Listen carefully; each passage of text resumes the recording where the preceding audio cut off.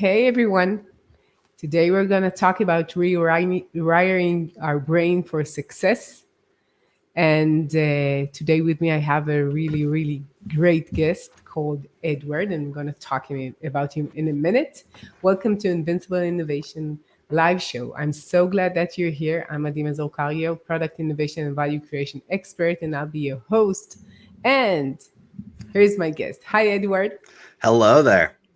So happy to see you, Edward Gorbis, CEO of Career Meets World. And I'm so happy that you're here, and I'm sure it's going to be really interesting. We're live on LinkedIn, YouTube, and Facebook, and you're so invited to join the discussion and ask questions.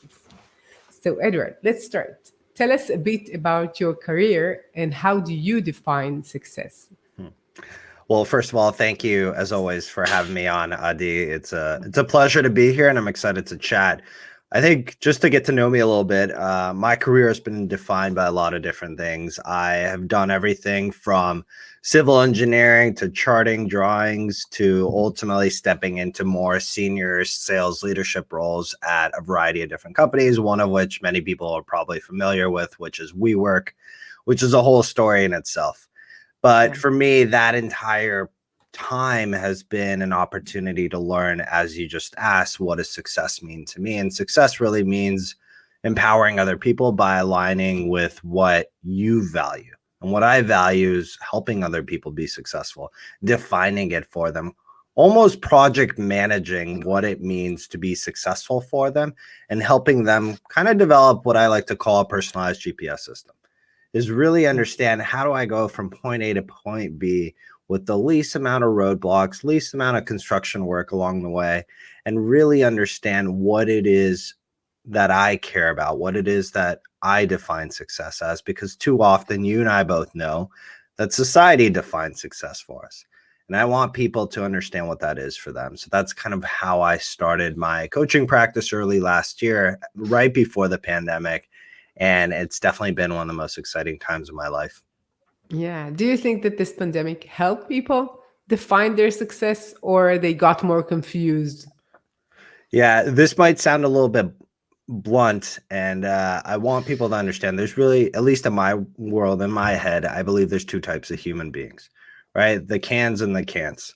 And the reality is, we all have an opportunity. We all have the same amount of time every single day. How we wake up, how we use those 24 hours is our decision. Most of the time, I completely empathize with people that live in regions and in geopolitics that don't afford them that freedom. But myself sitting in the US, yourself being in Israel, you and I are fortunate to have that opportunity to do what we want throughout the day. And we get to make those decisions wisely. So I think over the last year, we saw two groups of people, right? The people that dealt with different personal issues and then deal with them, I wouldn't say the right way, but more in the intelligent way, which is where we'll get into true mindset and how personal mindset is a huge part of how people are truly successful. So I think I saw a lot of people excel, and I saw a lot of people just falter and flail. And it's really sad to see, because the pandemic had two polar effects on people. And I think there's an opportunity to still right that ship and give yourself permission to start expanding, start doing the right things, and start moving in the right direction. Yeah, it seems like everything what got into the margins and the less grays and more black and whites in general. And I think that what's really intriguing for me is like what is success? Most people would say more or less like what they're used to hear, like when you have a great career, you have lots of money, and you feel healthy and powerful, more or less. Yep. But I guess that when we go into that, like, what does that really mean for me as a person? It's much more than that. So what do you think are the biggest obstacles for your personal success, like for people who come to you? Absolutely. I think the number one thing that I often hear people say, it always involves kind of 5 or 6 common words, right? There's always a lot of stories in the middle, things that happen, but ultimately it boils down to frustration, some sort of fear, some sort of overwhelm, some sort of anxiety, or some sort of stress, right? And those trigger words, right? Those feelings are essentially what's holding them back from truly living a life that's congruent with what they really want. and they don't know how to break through that, right? Something happens in the world, in the physical world. We react to it, we feel something, and then ultimately, most people react to that feeling, right? It's a reaction. They're not taking full control of what's actually happening around them, right? They're not giving their brain permission because they don't know how to give their brain permission to reroute their brain and go somewhere else and start to take a different type of action, whether we can call it more positive, more influential, more intelligent. Sometimes the action is no action. How many times over the last 18 months or throughout our lives have we seen people just take reactions towards some sort of event in the world? They're chaotic, right? That's a fear, that's a stress, they're overwhelmed, there's anxiety. When this builds up, it manifests, and that becomes your reality because your brain is naturally conditioned now to always have the same reaction. So that's the commonalities I see with the majority of people that I work with, right? It really doesn't even matter if you are an executive at a company, you're mid-level management, or you're potentially stepping out of college and trying to find your first job. These patterns are the same. The good thing is that if you put in the time, and it's not even that much time, it's about learning how to actually dehabituate this pattern of thinking. You can step out of it. You can start to live in what I like to call a more intelligent lifestyle and essentially empower yourself to take the right actions, to make the right decisions, and to get to where you actually want to go, which is whether it be landing a job, getting a promotion, or leading your team to full success as an executive at a company. I feel that a major thing that I see in people that they don't really take the time to define success for them. They take like in autopilot what was said, and then even if they get to this position, in many cases, it's not really success for them, and therefore they are not really content and happy when they get it, or they just have another step going upwards, and like the goal is just changing upwards. Absolutely. And I think for anybody listening right now, or even yourself, think about all those moments in your life where it just felt right, right? And we all have them. They happen in different moments throughout our lives, whether we're a young child, teenager, early adult, late adult, doesn't matter where. But we know what that feels like. And essentially, that is alignment. That is living in true alignment with what you really value, what you care about, what your true beliefs are. But we often don't know how to replicate it because, as you mentioned, we don't take the time to define success for ourselves. We never give ourselves permission to sit down, to really thoughtfully write down a lot of the things that matter to us, right? The average human being has 60 to 70,000 thoughts per day. Most people have a ping pong ball flying around their head and they don't know how to tame it. Writing, journaling, going through actual exercises where we think through, okay, this felt good, this didn't feel good. Sometimes it's as rudimentary as that. And from there, you can start to actually isolate the events, the moments, the things that actually bring us joy, which will inevitably bring us success. And that's how we start to define it. That is the first exercise that I go through with everybody. And essentially, it's just decoupling a lot of the things that are going through our head that we've never known how to do. Yeah. And do you feel that it's easier for people to say, this is my success career wise and not my success in any other pattern of life?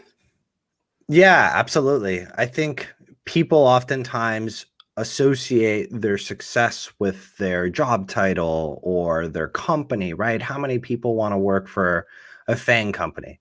And once they get there, I've talked to so many people, they're unhappy because two things happen. Either they're not in the right role, so they're doing a job that just doesn't actually fulfill them because, again, they're not in alignment, or they end up with a manager who themselves is not happy. So that manager is then perpetuating some sort of feeling down on that employee. So they don't like the leadership, but at least they can tell everyone at a party or their family that they work for Google, Amazon, Facebook, or any other large company.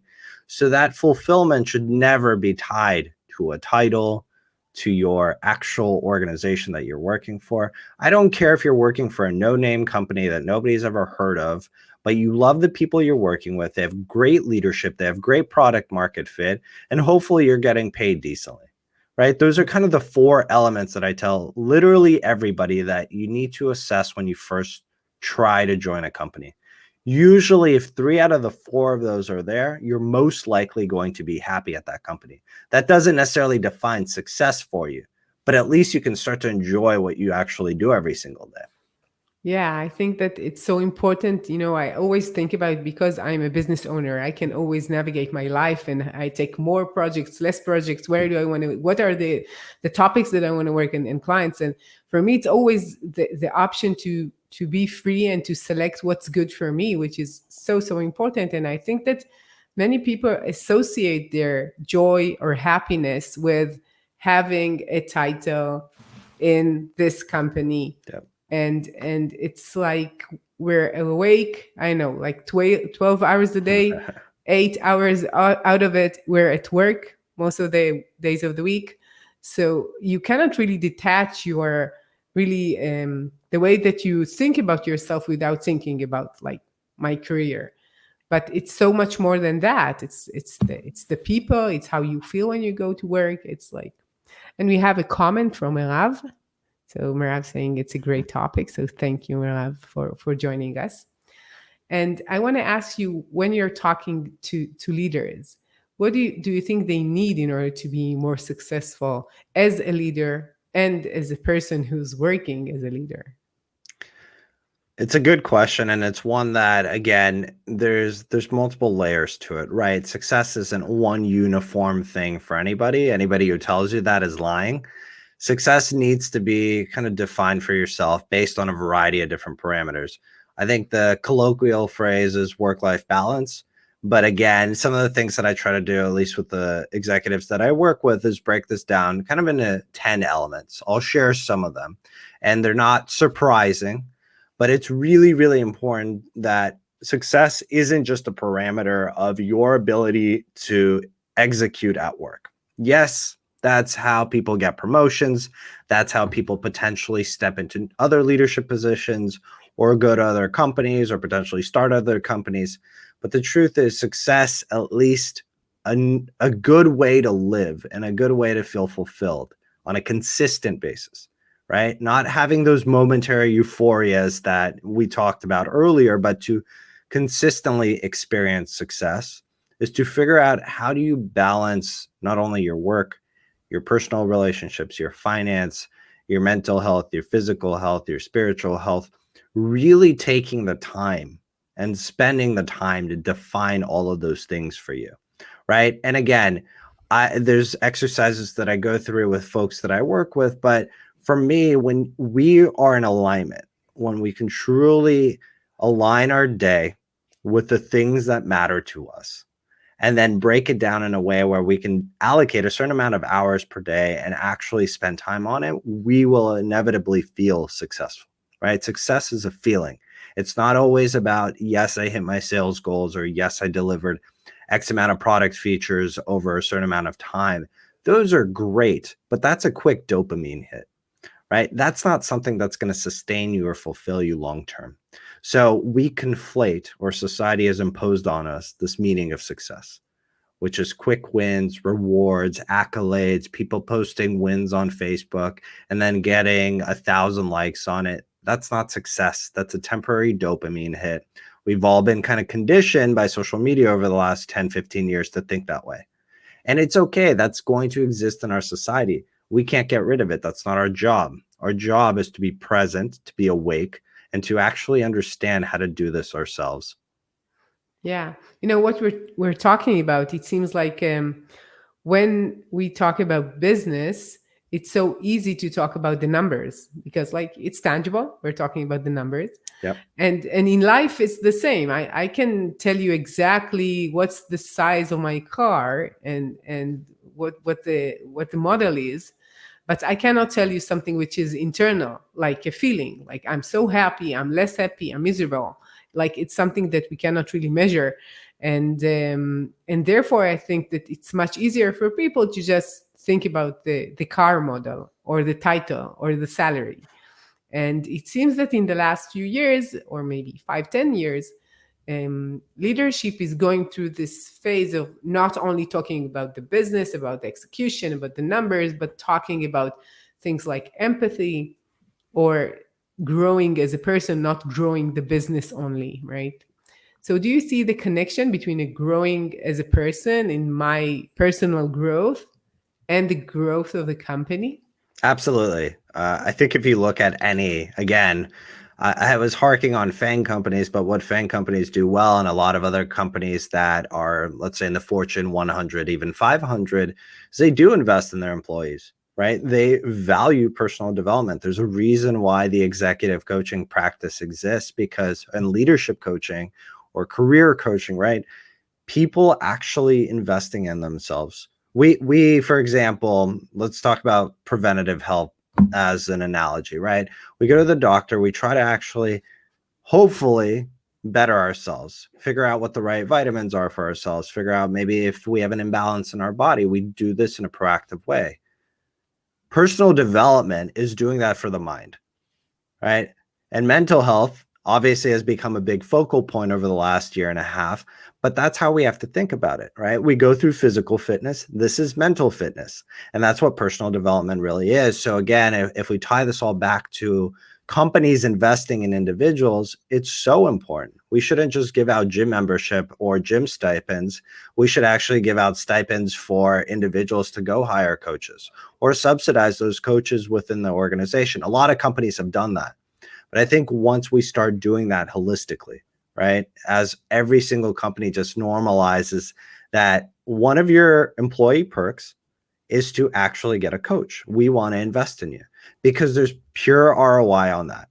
The more you invest in an individual, the more associated they are with the organization, the more grateful they are that you're not just coming in to grab a paycheck, right?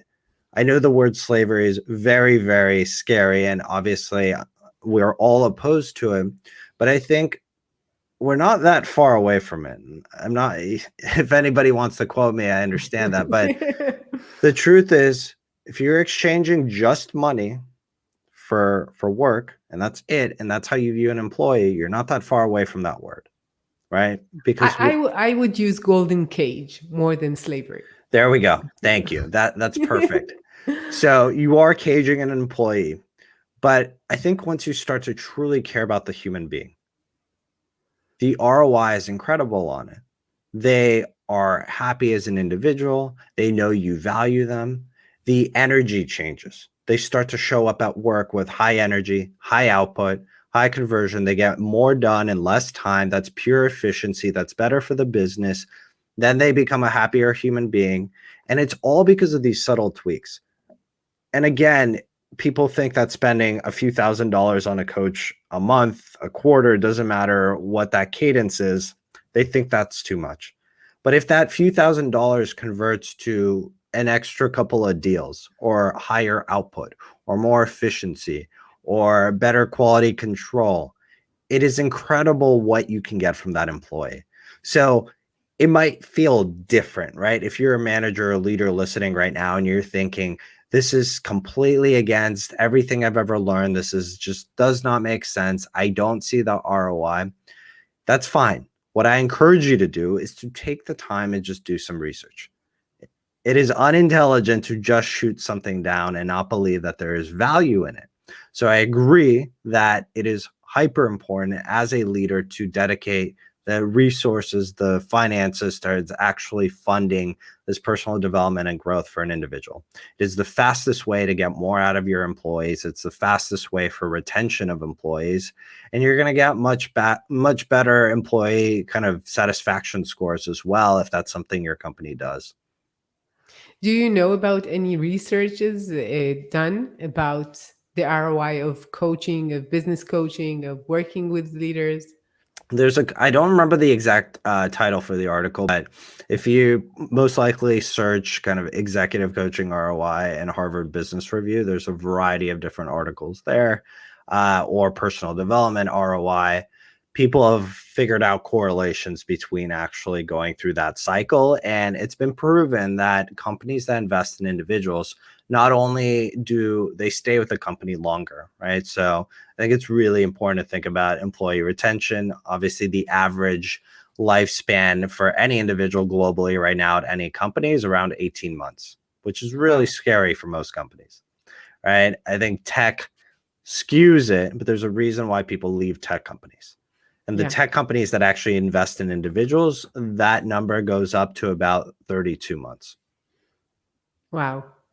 And you just thinking about, my father, he worked like 20, I know, 8 years in the same company, and his father is like much more. And we're moving so much faster. And, I'm talking to lots of people about innovation. And I think that one of the most important part of being um, satisfied is the fact that your capacity to give and to contribute to your work is so much more, because other than the fact that you're focused, you have more ideas and you are more I know, content, and you're not losing energy on things that might not work for you. And then and if they're open to it in the company, you could express so much more of your talents than just doing your job. That's it, done, going home at 5, whatever. And it's so important for people to see much more than just ROI. ROI is just, it's like, the bottom line is important, but if you want to innovate and to create something new, you will never get it from a resentful employee. Never ever. Absolutely. We really have to humanize the conversation. And that's the best way you're going to retain employees. You're going to get better output. You're going to get better productivity and more innovation out of them. So, what is your professional tip, and how would you tell innovation leaders during these complex times? What should they do? And the unknown times demands so much more from them. So, what would be your first like professional tip? My number one tip is, in order for a leader to not be reactive, which is what we probably saw 90% of leaders, whether it be governmental officials or company leaders or small business owners, a lot of them reacted. But we also can look and learn from the individuals and the companies that were thriving over the last year, that really excelled, that capitalized on everything that was going on. And being capitalistic during a crisis is not a bad thing, as long as you're producing things of value to other organizations and individuals and services. So it's really important to understand the distinction, the subtle distinction of what makes them different, right? And it really doesn't just boil down to, oh, they had better mentors or they had a Harvard MBA, right? It boils down to their mindset. I don't care if you're Mahatma Gandhi, Buddha, Sheryl Sandberg, Mark Zuckerberg, Jeff Bezos. The only thing that defines them differently is how they think, how they look at the world, what their belief system is. So again, it sounds different, right? I'm going to preach mindset as a core element of being a better leader. The reason I teach people, at least initially, before we do any sort of true kind of team leadership training or any sales training, is really to go through a core mindset exercise, because it's hyper important to spend the time to give your mind access to other ways of thinking. So when a crisis does hit, not only are you a great growth leader, some people are great change leaders, but it's really important to be a great transformational leader and a great crisis leader. That's what this is. And most people don't think about, hey, I want to be a leader one day, or I want to start a company. But I also have to teach myself how to potentially navigate through a crisis, right? There are very few founder-led large companies today. There are various reasons why they maybe got off the plane or the ship at some point. But the ones that really impressed me over the last year, politics aside, are Mark Zuckerberg and Mark Benioff, right? They've been there since day one at Facebook and Salesforce, respectfully. And they've managed through so many different types of events throughout the world, right? The pandemic being the most recent one. How they managed employees, how they reacted to their employees, how they took care of their employees. Yes, they had the finances for it, but they also spent a great deal of time beforehand putting in the work. So that's what mindset and mental fitness is. It's putting in the work before the events actually happen, right? That's what personal development is. It's doing the work before something happens so that you are actually prepared and you're extremely strong, in the same way that we compared being physically strong to going out and exercising, playing sports. We have to be mentally strong for those moments. so that we can take the right action, we can make the right decisions, we can have conversations with our employees, with our teams in ways that are incredibly meaningful to them, and that they know that they're protected. They know that they're going to be there when things don't go well. Not every single business is built to survive, but the best CEOs know how to adapt. And there are countless examples over the last 18 months that are incredibly important to learn from and understand that the world is hyper different. And we're going to have various events probably over the next 20 or 30 years that are going to ask for such leaders. So do the work now and put yourself in a position to actually become the CEO, become the leader that you know the world is going to need. So when those moments hit, there's going to be zero doubt in your mind what the right action is. And tell me more about mindset. How do you see the core elements of the right mindset? Yeah, so it's definitely my favorite topic, as you can tell. For mindset, it took me a really long time to understand what that means, right? I think we've all seen bumper stickers, Instagram posts, Gary Vee posting stuff on Twitter, Instagram, wherever. And really, mindset has become a bunch of white noise in our society. So it took me a really long time to figure out what it really is. And it can be different for everyone. There's different methodologies, strategies for how to actually do the work, right? And that's what I kind of preach and encourage a lot of my clients to do, is do the work. So the way to think about it is, we talked about this earlier. Oftentimes human beings see something in the world, they react, and they have a feeling. That is how our brain is programmed. That is our survival instinct, and everything flows through a part of our brain called the amygdala, right? Is the natural reaction. Is this safe? Is this dangerous? But most of us, I'd say at least 50, 60% of the world, we don't live in a survival state, right? We can get a paycheck. We can actually put food on the table. We have a house over our head. So the truth is that stress, overwhelm, fear that we often feel is really a reflection of business, of society. And it's not really a true fear. It's something that we've created for ourselves. And the only way to decommission that, to dehabituate this pattern of thinking, is to do the work. So what is the work? Let's get into it, right? We have feelings. That's the center part of our mindset. The real way to think about it is everything that we've been taught in our life, the majority of how we operate every single day is through our subconscious thinking. We're sleepwalking to an extent. Only 5% of our thoughts are a reflection of what's actually happening in front of us. Our brain accesses some sort of information, some experience in the past, and we emanate it out into the world as a reaction. So the way to really do it is to change our belief system, right? Is to spend time and understand what are our true empowering belief systems that we want to experience in the world, right? Oftentimes people tell themselves stories or beliefs that become basically your own personal 10 commandments. And you will write in there, you will say, I'm not a great public speaker. I'm not good at this. I'm not good at that. Here are all the reasons. Here's all the supporting evidence why I'm not good at these things. And this is something you play over and over and over in your head. And as I like to tell people, your brain is like a search engine, right? If you plug in something into your own personal Google in your mind, your brain will spit out to you exactly what you've experienced before, and it will remind you why you're not good at public speaking. It will remind you why you can never get a job. It will remind you why you can't step into leadership and you've never gotten that promotion. So to do the actual mindset work, you write down what you want your true new empowering beliefs to be. So for me, I will share personally what they are, at least some of them, which is my success is inevitable. Money is abundant. Family is the most important thing in my life, right? Like those are kind of the top three, and there's a full list and I keep adding. Sometimes I subtract as well. And then I take the time, and you spend the time to actually figure out the supporting evidence in your life to prove to you that your success is inevitable, right? That money is abundant, that money flows easily to you, right? That you are an incredible leader, that I'm a great coach. So I find all of the supporting evidence. What that does is you start to condition yourself. You go from beliefs to thoughts, right? Our beliefs drives our thoughts drive our feelings drive our actions, and our actions drive our results, and our results ultimately reinforce our beliefs.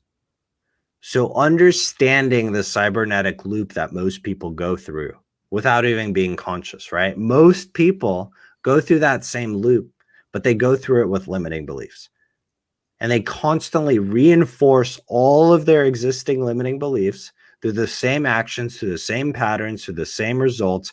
And that's why they're not getting what they want in their life. I don't care if you're starting your career. I don't care if you're trying to get into university or you're trying to land a promotion or start your own company. The pattern of thinking is consistent for every single human being on the planet. So that to me is kind of the deeper mindset work that I go through with people and really teach them the intimacy of every single one and kind of Yeah. go deeper into this way of thinking. And that's what really helps people feel empowered and show up every single day with high energy, more efficiency, and get better results. Sounds great. I want to share with you that we have another comment. Bakari Dahani. I hope that I pronounced it well. Love the sharing and love the fact that you told us about what you think about what your core beliefs or your mindset is.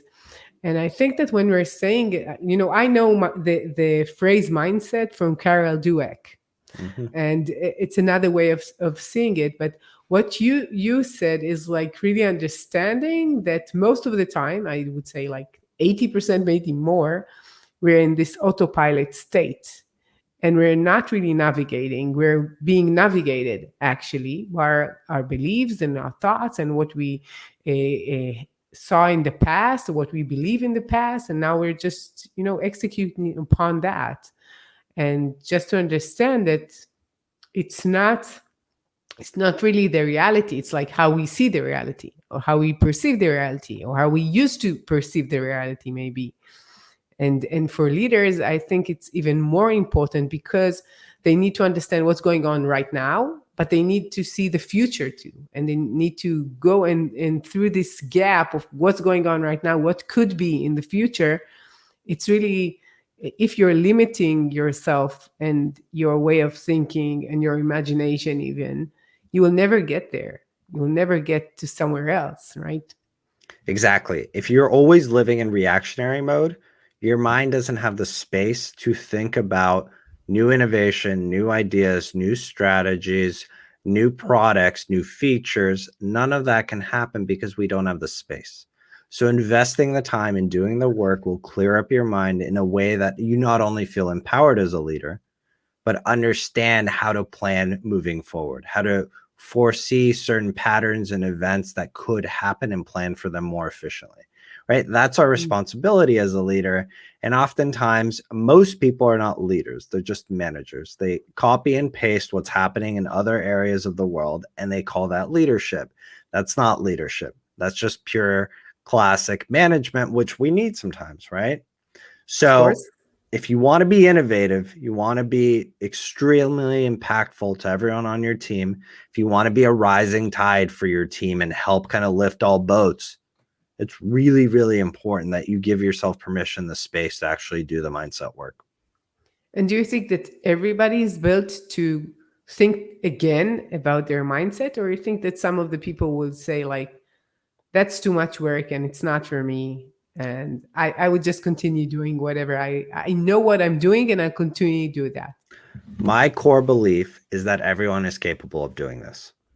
However, there are people, we can use the worst case scenarios. There's people who are born in countries where they have very little rights, right? From a very early age, they've been conditioned, their subconscious has been programmed to feel that they are less than, right? Whether it's a dictatorial regime, authoritative, totalitarian, whatever we want to call it, there are plenty of these countries. It's not that they're not capable, but they have so many limiting beliefs. Unless we extract them from that environment is really key, right? Again, if you zoom out and think about good companies, bad companies, right? We've all hopefully experienced both in the sense that you can appreciate one over the other. It's the same thing for just human beings at a fundamental level, that if we were to extract people from totalitarian regimes and put them in an environment where they can think and thrive, we become a byproduct of the 5 people we spend the most amount of time with. So I truly believe that everyone is capable of doing this. But let's be honest, Darwinism kicks in. And it's not that I want to say that it's the survival of the fittest, but it's more so that not everyone is going to elevate themselves, right? Not everyone's going to put in the work, because there's also an innate element where you have to just want to do the work. That's all it is. the fundamental thing that I ever looked for in any single person I've ever hired on my team, anybody I promoted into leadership when I was working in the corporate world, was, do they want to do the work? Meaning, do they have curiosity? Are they free thinkers? Do they look at new opportunities? Are they open to new ideas?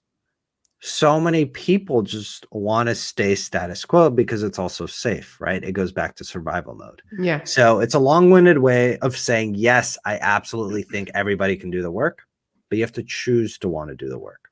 Yeah, I think that thinking, being curious and thinking in open-mindedness is so important, especially right now with all the unknowns, and businesses are really changing, and the world is really fast changing in general, not only in Corona crisis. So it seems that these qualities need to be nourished for everyone, not only in business, right?